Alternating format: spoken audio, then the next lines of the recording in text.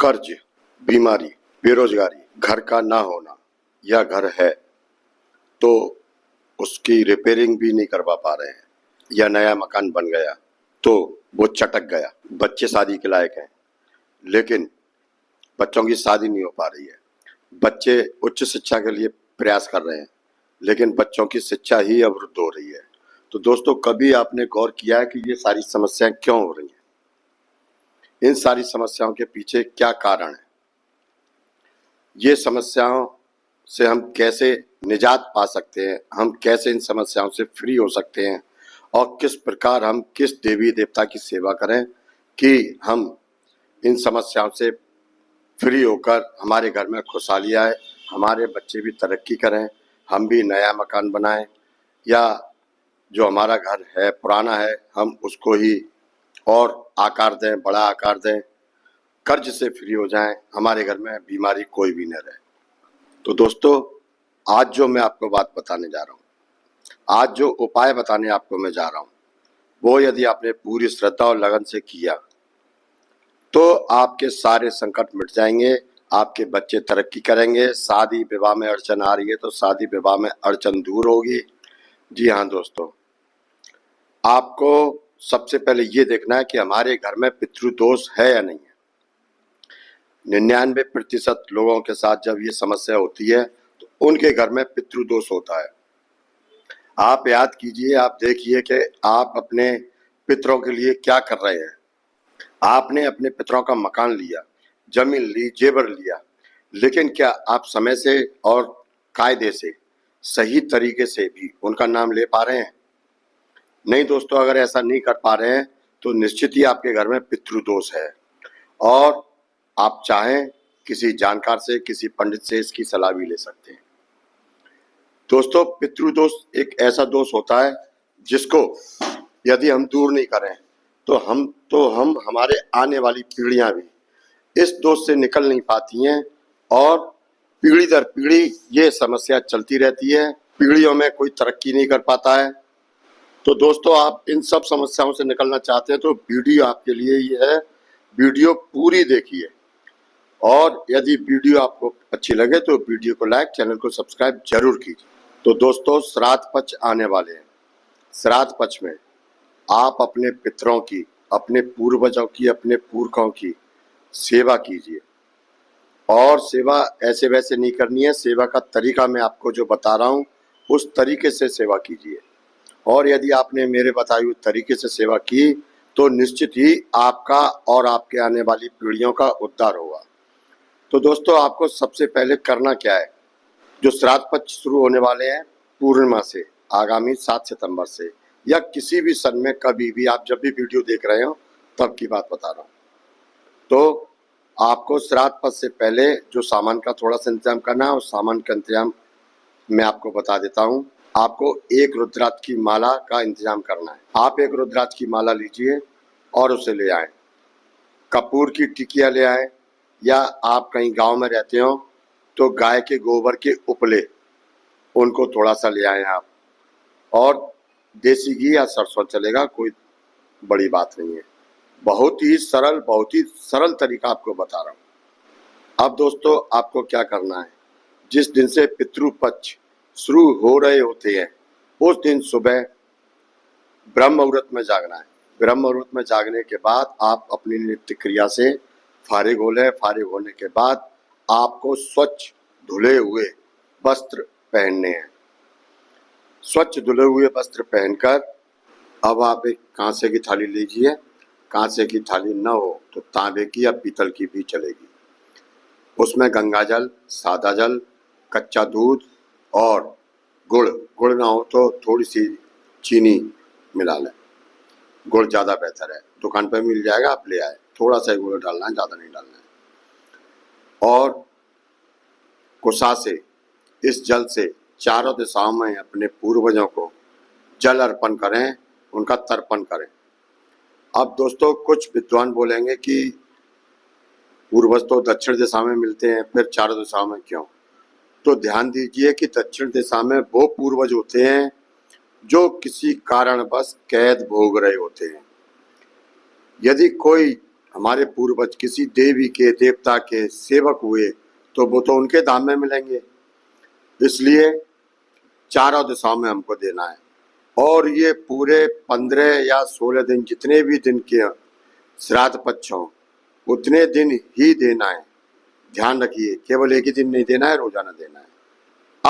अब आपको क्या करना है, आप अपने पूजा स्थान पर आए। आपने अपने पूर्वजों का यदि कोई पूजा स्थान बनाया हुआ है तो पूजा स्थान पर, उनके पूजा स्थान पर आए।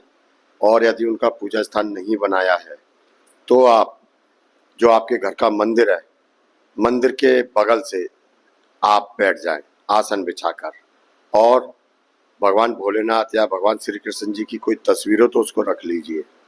आप एक दीपक जलाएं, चाहे देसी घी का हो, चाहे सरसों के तेल का हो, धूप बत्ती अगरबत्ती जलाएं, और हाथ में जल लेकर आप जिन भी देवी देवता को मानते हैं, जिनकी पूजा करते हैं, उनका नाम लेकर अपना नाम, अपने पिताजी का नाम, गोत्र, अपना जन्म स्थान, अपना रहने वाला स्थान लेकर कि मैं अपने ऊपर से पितृ दोष को हटाने के लिए और अपने पितृ की मुक्ति के लिए ये सिद्धि कर रहा हूँ।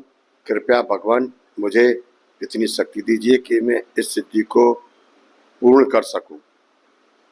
ऐसा आपको 3 बार बोलना है। 3 बार बोलकर उस जल को वहीं छोड़ दीजिए।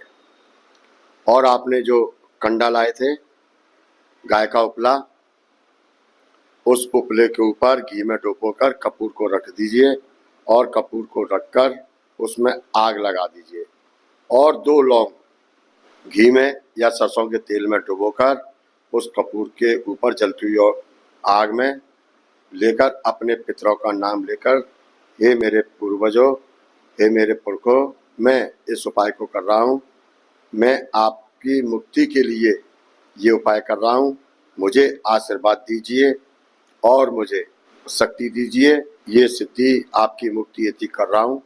कृपया आप भी जन्म मरण के चक्र से मुक्त हो।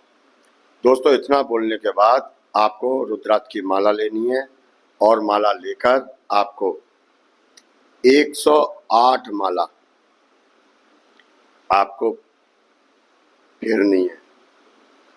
108 माला में समय लगेगा करीब 2 घंटे, लेकिन आपको 108 माला ही, चाहे भगवान भोलेनाथ का मंत्र ओम नमः शिवाय, चाहे भगवान विष्णु का मंत्र ओम नमो भगवते वासुदेवाय नमः, चाहे भगवान श्री कृष्ण जी का मंत्र, चाहे आदि शक्ति देवी माता का नवाण मंत्र, और चाहे सबसे सरल मंत्र राधे श्याम सीताराम सीताराम, लेकिन 108 माला ही फेरनी है आपको। इतना करने के बाद उस माला को आप अपने गले में डाल लीजिए और 10 मिनट कम से कम ध्यान लगाकर बैठे, अपने पितरों का ध्यान करें। उसके बाद माला गले से उतारकर आपकी जहाँ माला का स्थान हो वहाँ माला को रख दें और अपने पितरों को प्रणाम करते हुए उठ जाएं। फिर आपको ये उपाय आपको प्रतिदिन सुबह करना है ब्रह्म मुहूर्त में। अब आप शाम का उपाय सुनें।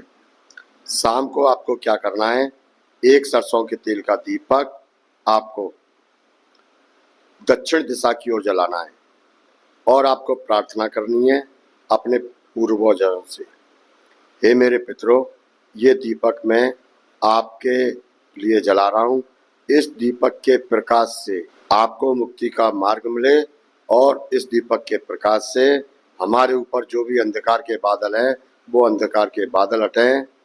मैं भगवान से प्रार्थना करता हूँ, भगवान आपको जन्म मरण के चक्र से मुक्त कराएं। दोस्तों, आपको केवल अपने लिए ही प्रार्थना नहीं करनी है, आपको अपने पूर्वजों की मुक्ति के लिए भी प्रार्थना करनी है। दोस्तों, ये नियम आप श्राद्ध पक्ष चाहे 15 दिन के हो चाहे 16 दिन के हो, ये अपनाएं। इस बीच आपको कहीं किसी मंदिर में जाना हो या आप जाते हो तो आप कुछ सिक्के जरूर डालकर ले जाएं, और ये सिक्के डालकर ले जाने के बाद आप वहाँ पर जो भी गरीब व्यक्ति हों उनको अपने पितरों का ध्यान रखते हुए जरूर दीजिए। और दोस्तों, जब आखिरी दिन हो तो आप किसी गरीब व्यक्ति को, किसी भिखारी व्यक्ति को यदि आपको कोई सूरदास मिल जाए 2-4 तो उनको या गाय को किसी अनाथालय में जाके छोटे बच्चों को, कुष्ठ आश्रम में जाके कुष्ठ रोगियों को जरूर भोजन कराएं। दोस्तों, ये वो उपाय मैं आपको बता रहा हूँ, ये उपाय 100% काम करेगा। इस उपाय से यदि आप पूरी श्रद्धा से, पूरे लगन से आप करते हैं तो आपके सारे कष्ट मिटेंगे। आपके ऊपर जो कर्ज होगा वो कर्ज भी खत्म होगा। आपके ऊपर जो घर में नेगेटिव वातावरण होगा वो भी दूर होगा। आपके बच्चों की शिक्षा में कोई अड़चन होगी वो भी दूर होगी। आपके विवाहित बच्चों के शादी में जो अड़चन होगी वो भी दूर होगी। आपकी रोजी रोजगार के अवसर खुलेंगे।